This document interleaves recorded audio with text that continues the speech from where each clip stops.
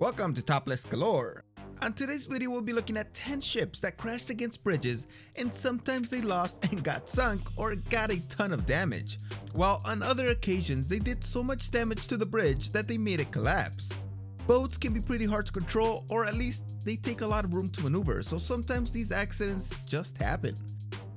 If you happen to enjoy this video, please give it a like and subscribe down below.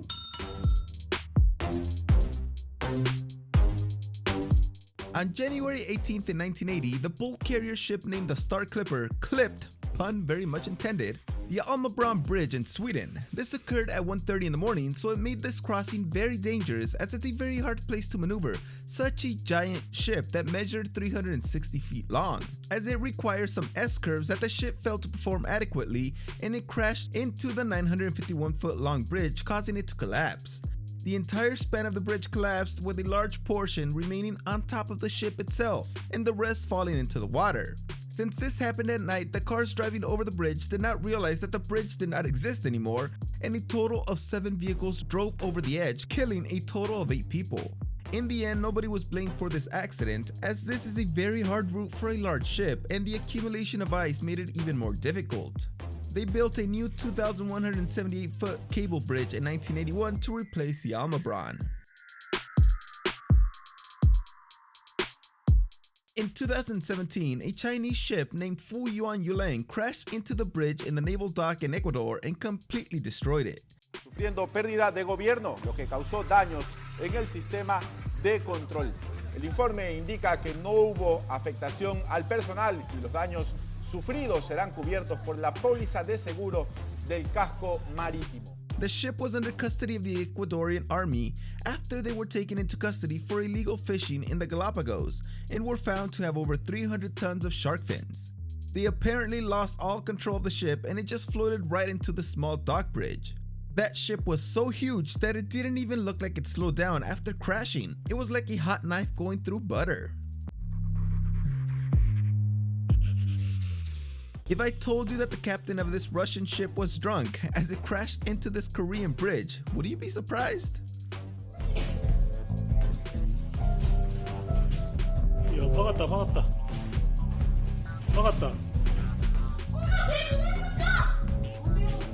This is the 370 foot long Sea Grant, just sailing right into the Guangan Bridge after its drunk captain made the wrong turn and headed into the small bay, going right into the bridge. This captain was so drunk that he just backed the ship up, turned around, and tried to get away as if nothing happened. It's not like you just backed up your Camaro into the curb. You just rammed a major bridge with your humongous ship. People saw you. What a freaking idiot. Now we have another pretty big ship going under a bridge at night, and well, you can see where this is going.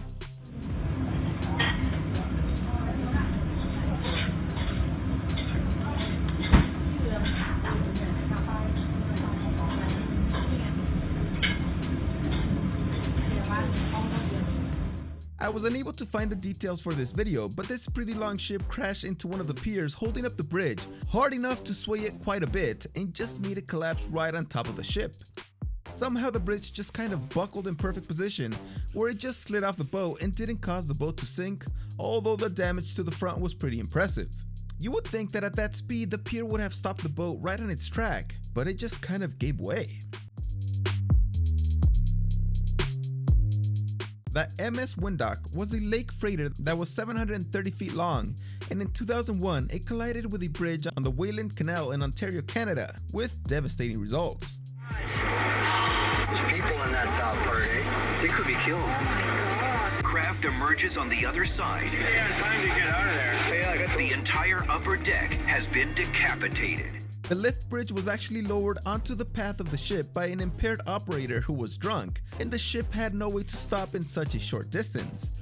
The bridge completely took off the ship's stack and decapitated the control tower.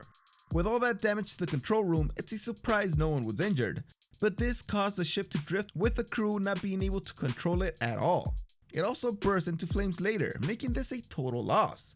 The bridge also received major damage, requiring it to be closed down for repairs. Now we have the 160-foot-long, $17 million Rockstar Yacht getting heavy damage by a drawbridge that had mechanical failure as the yacht was being towed under it. Passing through below, and the span is coming down, and the yacht is moving through, and the bridge is coming down, and the ship almost makes it, but bam! The falling bridge stops the yacht dead in the water. The drawbridge operator actually saved the boat from getting more damage, as he was able to apply the brakes and make the bridge lower very slowly. If he hadn't done this, there was a chance that the boat could have been split in half. The yacht was scheduled to have a multi-million-dollar repair job, so now they can just add this to the total. Here we have another lift bridge being lowered onto the oncoming ship.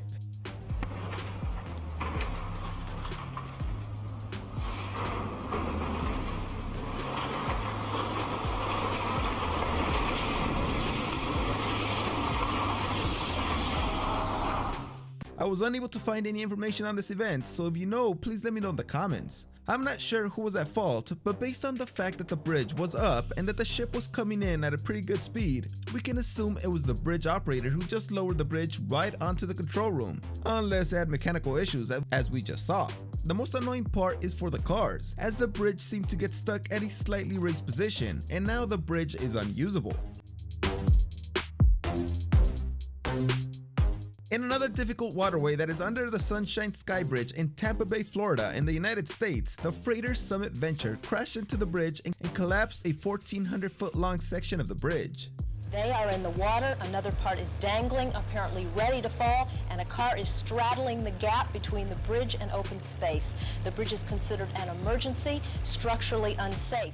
A total of 35 people died in this terrible accident, with 26 of them occurring on a bus that went over the edge.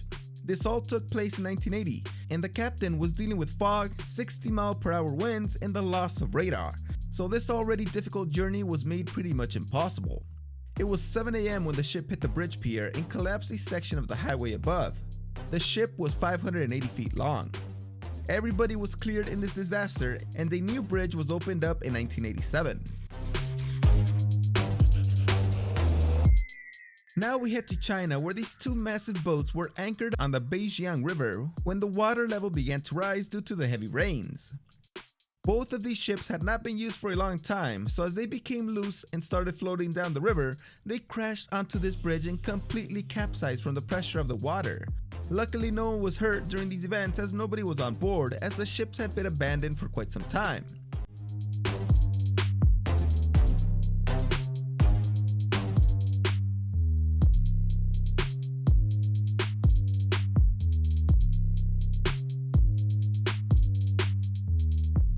Just last year in April, a ferry boat crashed into the bridge pillar, causing this collapse.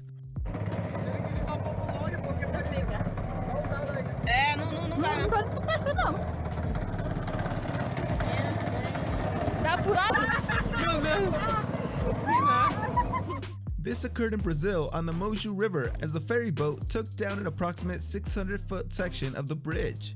Witnesses reported that two cars drove over the bridge after this collision. You can see how the ferry boat is almost split in half by a section of the bridge that fell upon it. But I guess they were built pretty strong since it hasn't even completely sunk. Watching that giant Russian ship crashing into the huge Korean bridge is just so impressive.